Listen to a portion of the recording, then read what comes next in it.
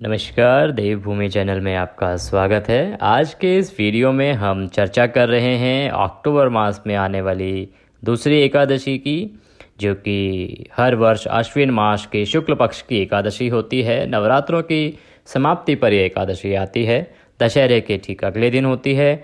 और अगर कभी व्रत का समय आगे पीछे होता है तो उससे आगे पीछे भी चली जाती है।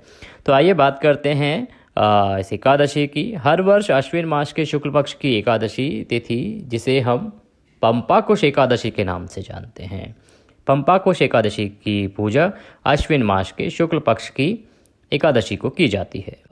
ये जो पंपाकुशा एकादशी है, ये अपने नाम के अनुसार ही फल देती है।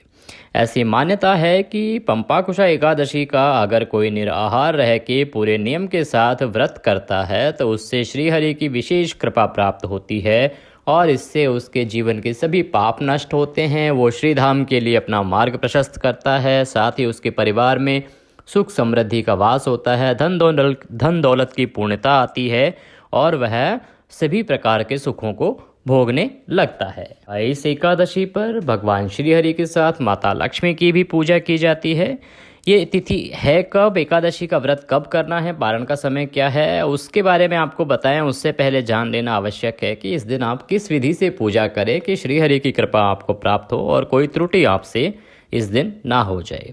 पंपाकुशा एकादशी तिथि पर ब्रह्म मुहूर्त में सुबह उठें।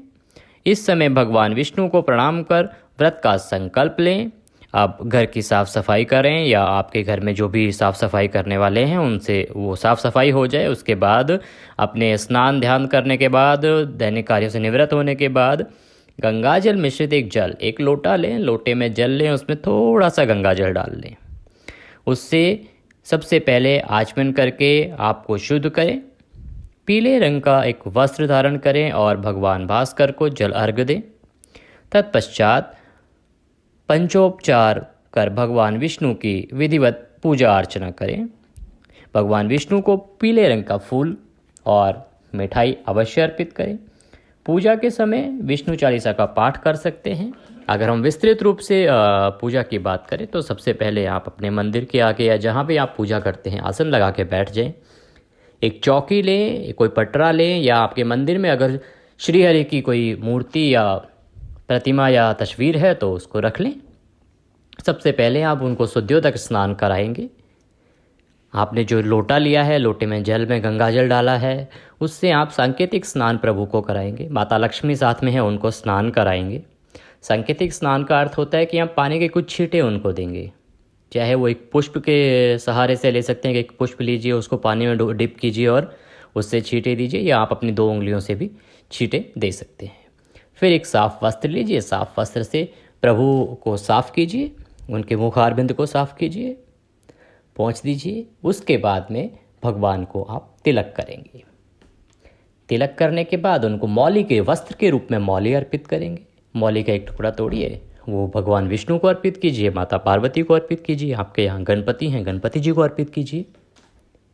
गणपति जी इसलिए क्योंकि सभी पूजाओं में हमारे हिंदू परंपरा में गणपति जी हमेशा साथ में रहते हैं।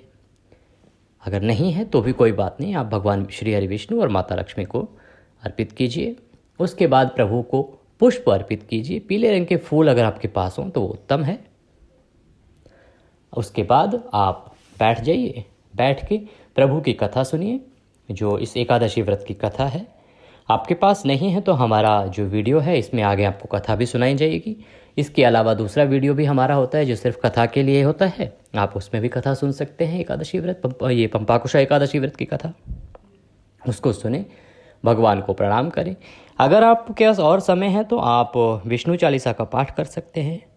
ओम विष्णवे नमः, ओम विष्णवे नमः, ओम विष्णवे नमः। आप भगवान श्री हरि के जो मंत्र हैं उनका जाप कर सकते हैं। भगवान श्री हरि के किसी भी मंत्र का आप जाप करना चाहें कर सकते हैं। उसके बाद आप भगवान को मीठे का भोग लगाएंगे। भोग लगाने के बाद आरती करेंगे प्रभु की, और आरती करने के बाद उनका आशीर्वाद लेके आपकी पूजा समाप्त होती है। आपने व्रत किया है, दिन भर आप निराहार रहेंगे। सायंकाल को आप फल आहार कर सकते हैं और उसके बाद अगले दिन पारण करके आप आपका व्रत जो है उसको खोलेंगे, वो संपन्न होगा। पारण का समय आपको बता दिया जाएगा।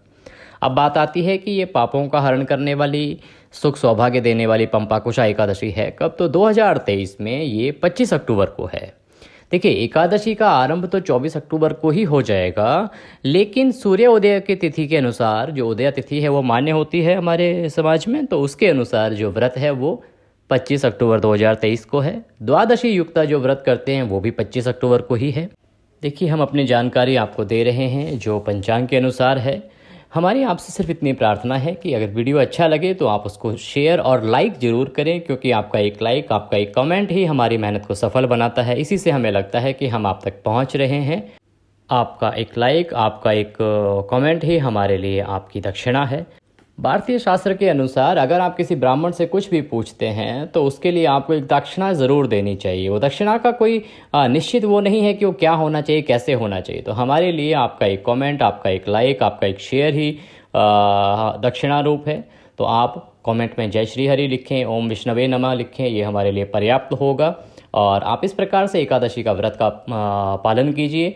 बात करते हैं पारण की, तो व्रत का जो पारण है वो होगा 26 अक्टूबर को। 26 अक्टूबर को समय रहेगा सुबह 6:28 से 8:43 तक, 43 मिनट्स तक ये समय रहेगा पारण का। इसमें पारण कीजिए। भगवान श्री हरि की कृपा आप पर, हम पर, सब पर बनी रहे, ऐसी कामना के साथ अभी के लिए लेते हैं आपसे विदा। अगले वीडियो में फिर होगी आपसे मुलाकात। तब तक के लिए ओम विष्णवे नमः।